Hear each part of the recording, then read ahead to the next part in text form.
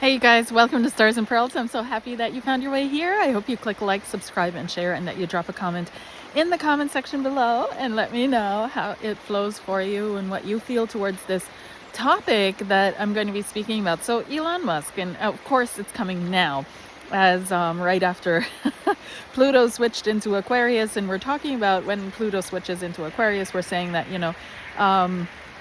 a lot of new technology is going to be coming out, that we're going to be talking about that in the coming months.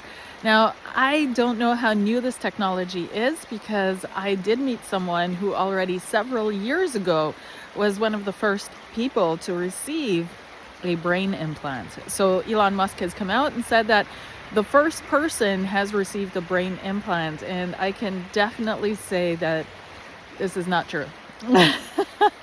This was done actually years ago, and to probably many people, but I did meet a man who already had a brain implant, and I spoke about this on one of my Rumble videos, and I showed the pictures as well. And I do have his permission to share this information and to talk about it. We were going to do an interview on it, but then things happened. He decided not to for whatever reason.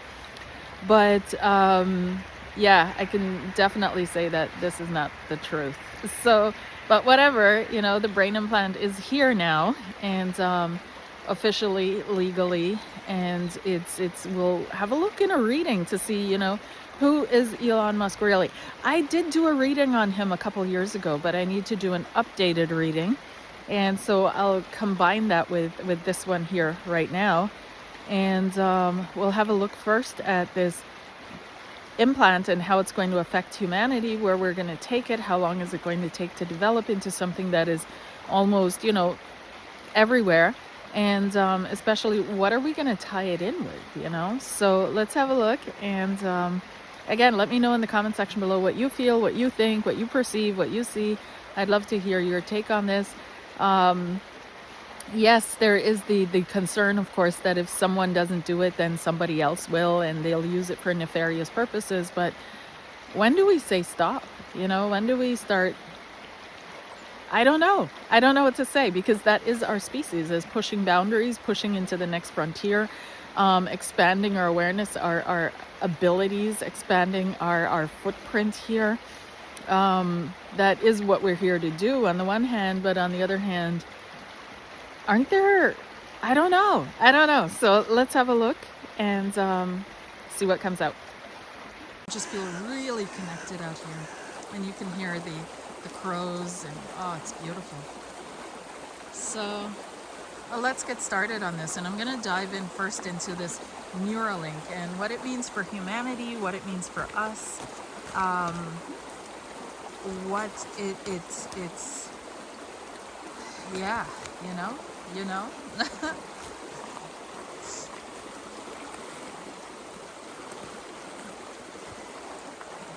Okay, 1 second here, just mixing the cards. So what does Neuralink mean for humanity? What does it mean for us? And we've got, this is destined. Okay, we've got the Wheel of Fortune.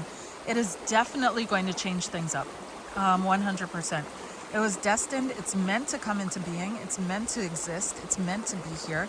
But yes, it's definitely going to change things up. It's actually going to affect the evolution of humanity, how we evolve and what we do. Now, Elon has spoken about that, where he said that humanity cannot move forward the way that we're not going to survive AI unless we're able to link ourselves to AI. That's part of the Neuralink intention, is we'll be able to hook up to AI, and AI will become a part of our brain functions, our body functions eventually. And that's the only way he sees a possibility for us to evolve without becoming extinct next to AI coming in and the expansion of our technologies. So where will this lead, Neuralink? Where will this lead? Where will this lead, please? Where will this lead? What will the outcome be? We've got the Three of Wands, right? A new vision. A new vision. And one more card for this. This is the Nine of Wands, and this is a burden. Overwhelming and okay. So for some, And it seems to be a burdening vision. Okay, this could be a burden for Elon. This could be a burden for the rest of the world. But it seems to be some kind of a burden is connected to this vision of our future, of humanity's future. And there's a kind of resistance as well in the people that see it this way, that see what is coming towards them. They want to be able to fortify themselves. They want to be able to strengthen themselves. They want to be able to become stronger and make humanity more resistant to destiny, the wheels of change, the wheels of life here. So this is part of this Neuralink vision, is to be able to do that, is to be able to strengthen and become stronger. Now, is that going to work out for humanity? Is the outcome going to be good? Is this going to be a good ending towards this? Is this a positive development for humanity? And we've got the Knight of Swords. No. It's going to lead to conflict. There's going to be a lot of conflict, and I can imagine, there has to be a whole new, again, laws need to be made.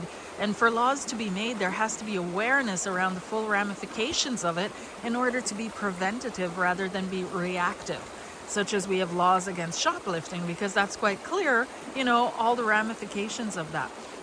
But the ramifications of this are not yet clear because we haven't explored the full extent. We don't know yet how far we can take it, how connected we're going to be, and so on and so forth. So there's going to be battles waged. There's going to be warfare when it comes to this Neuralink tech.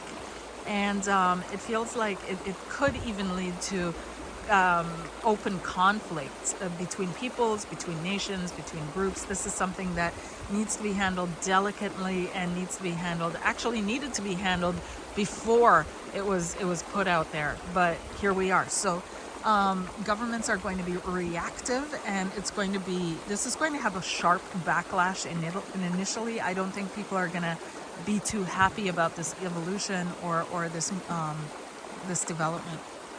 Yes, we've got the Ten of Swords. So the Ten of Swords is indicating some kind of an ending, okay? It could be that initially there's going to be a ban or a stop put to it, that initially people are going to want to slow down the development to get a grip on it or a rein on it. But it's going to cause a lot of pain, anxiety, worries, and fear. That's also the Knight of Swords and the Ten of Swords. And so humanity might lash out or lash back. But this is unstoppable. The wheel always turns, and it keeps on turning no matter what. So in spite of what we're seeing, maybe, like I said, a slowing down or a initial backlash, maybe taking things slower, but I don't see it fully stopping or fully coming to a close. It feels like in spite of the pain and the anguish that it causes people, we're going to move forward with this.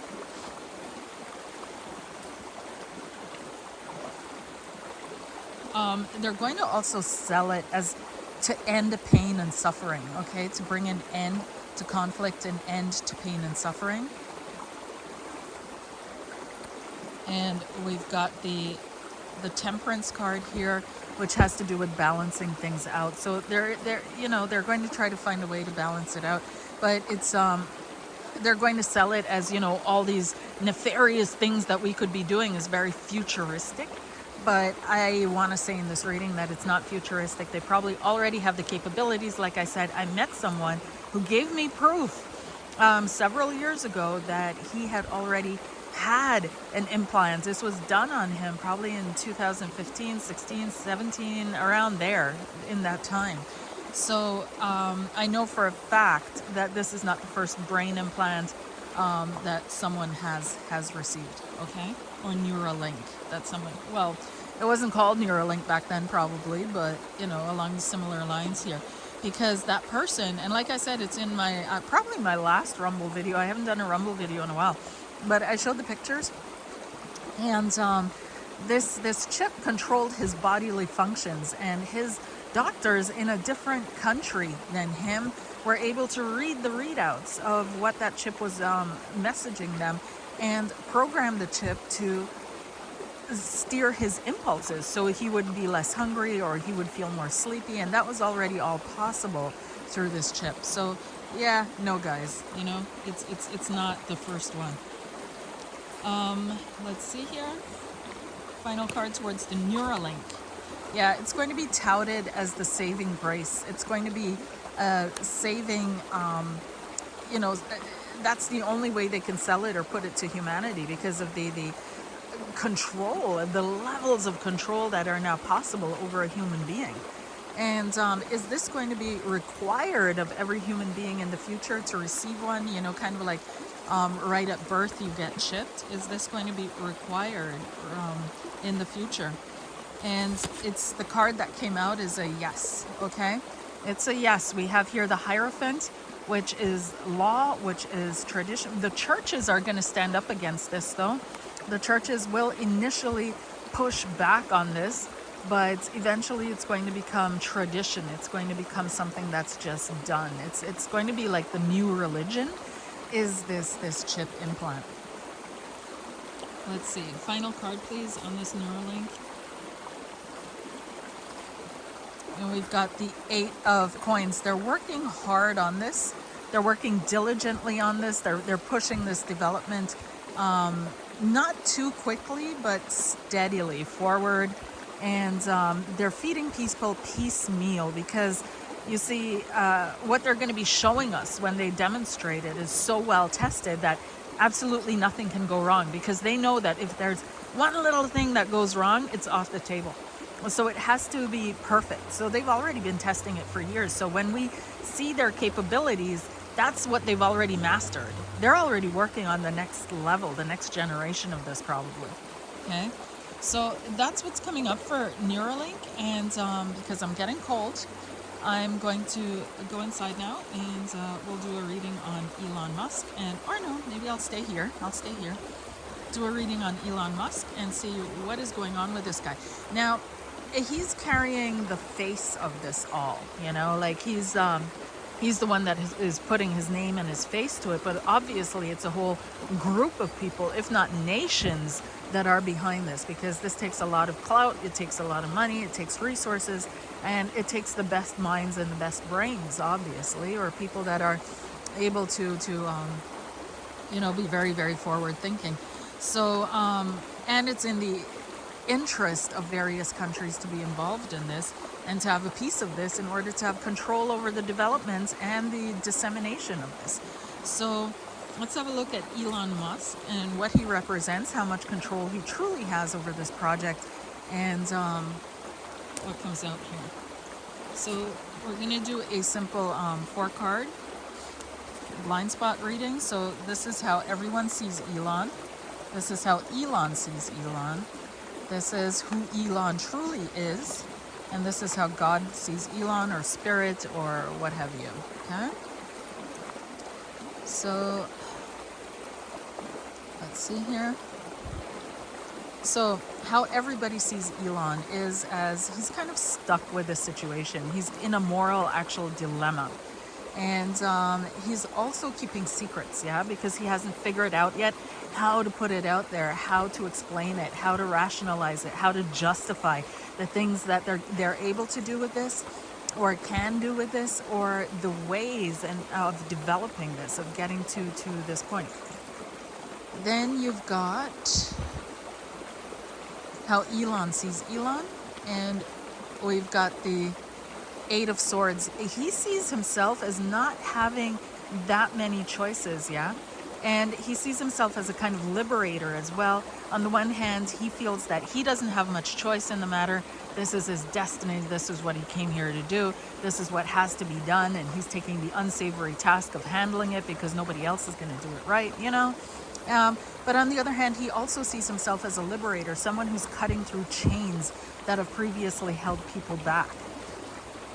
How he really is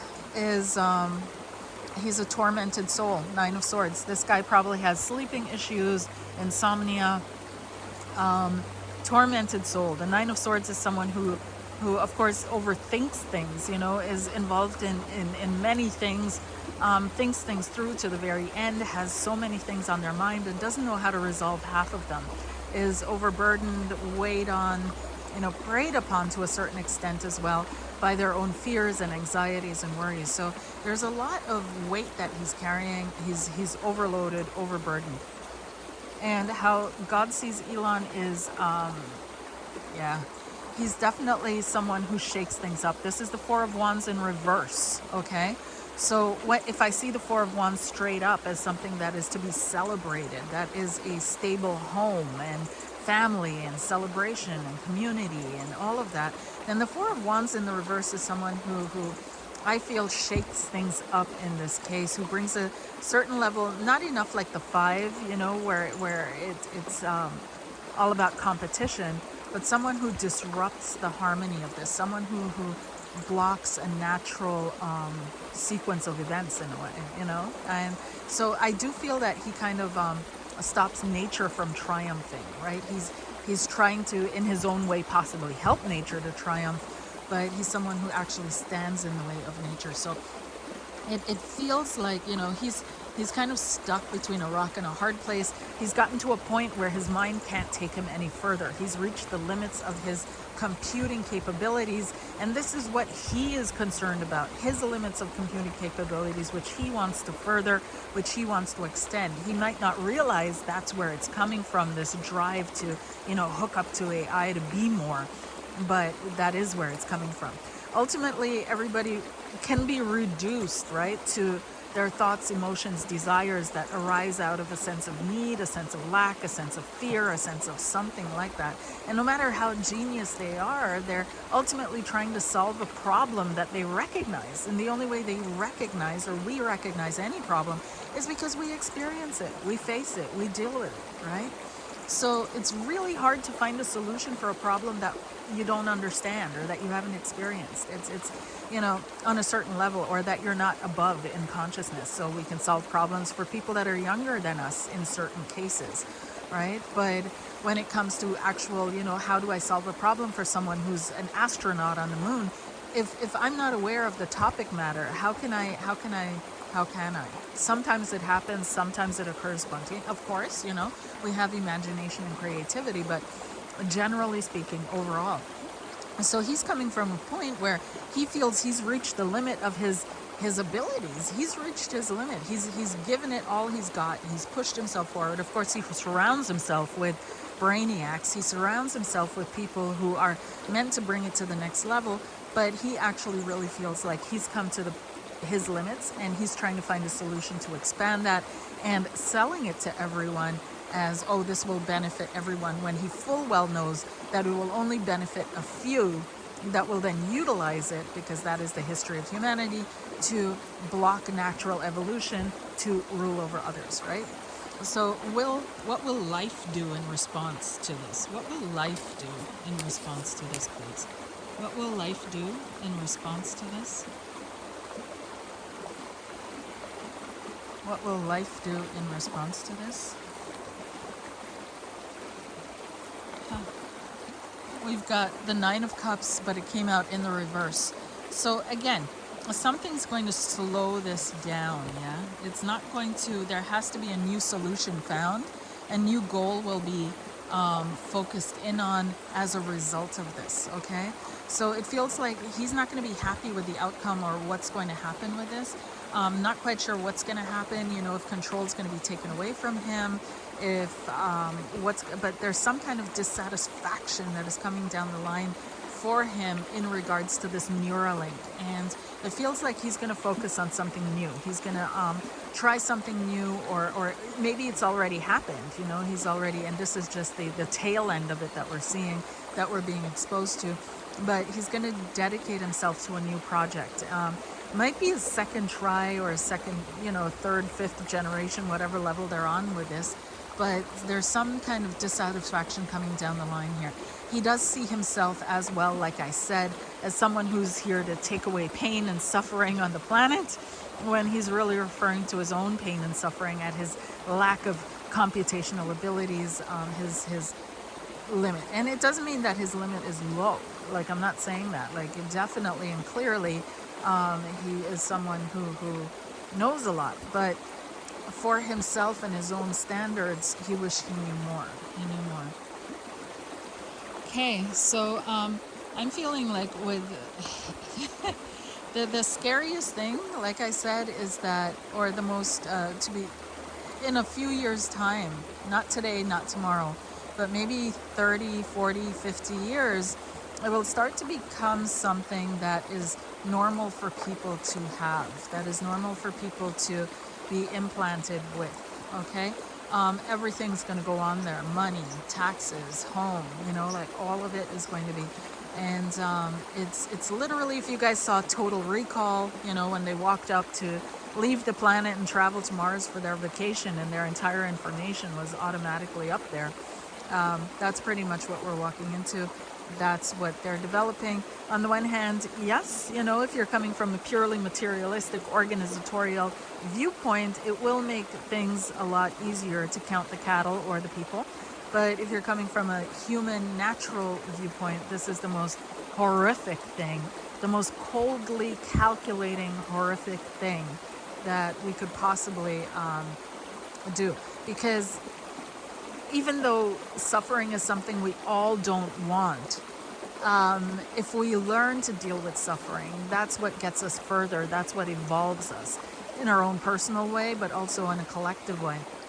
And through the suffering that we experience, we evolve our souls. And even when we help others who we think that are suffering, like how many of you, a lot of people work with people that are developmentally challenged, or physically possibly, in our societies and the way they're structured are challenged.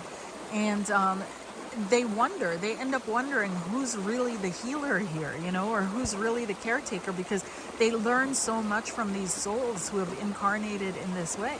They learn patience and compassion and empathy and all these other things. So to take that possibility away from humanity is absolutely coldly calculating, and this will have an evolutionary development further down the line that we absolutely cannot gauge, especially when it comes to our ability to connect to one another. Now, they want to even control that.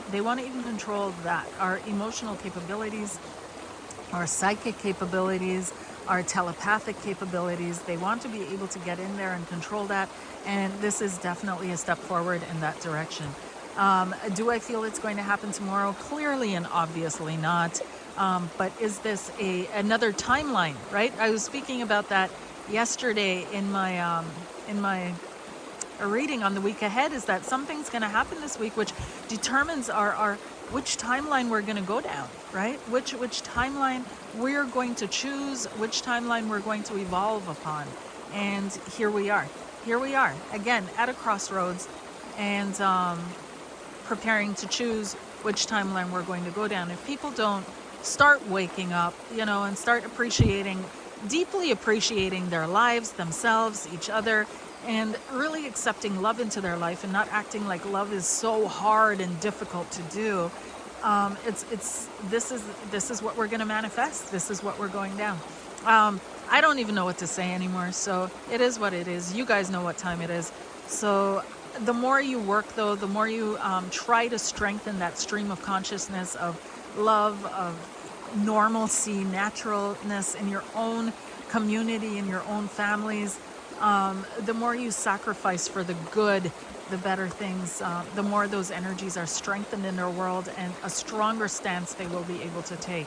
But we have to move out of this mindset that it's the others that have to change, or the government that has to do something, or because we all only have the government that we deserve. It is what it is. So it all boils down to the millions of people around the world, including you and me, that sit and say nothing, that only care about their next paycheck or their next meal on the table, which is legit, obviously, especially if you have kids.